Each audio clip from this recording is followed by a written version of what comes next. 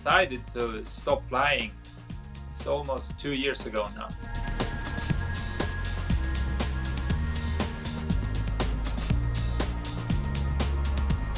If you have a big impact, then you have some kind of, it's like responsibility, and that's meaningful. And I have a child, a boy. He's 7 years old now, and he will live in this world for like 80 more years.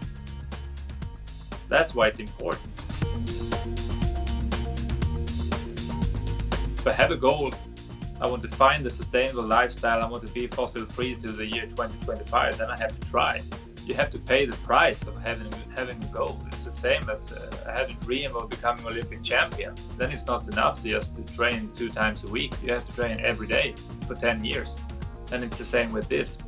And then, okay, I have to spend some days on the train, then I do it.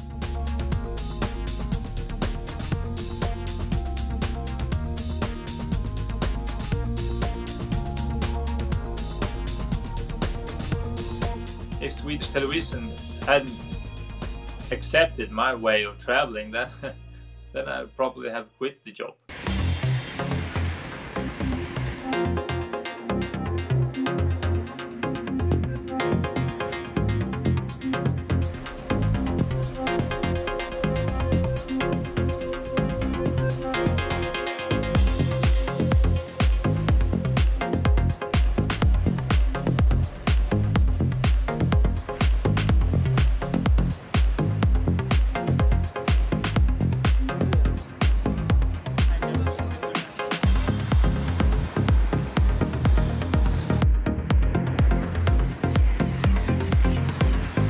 Have this movement now, and I think it's important that you have some movement from beneath, from normal people, let's say.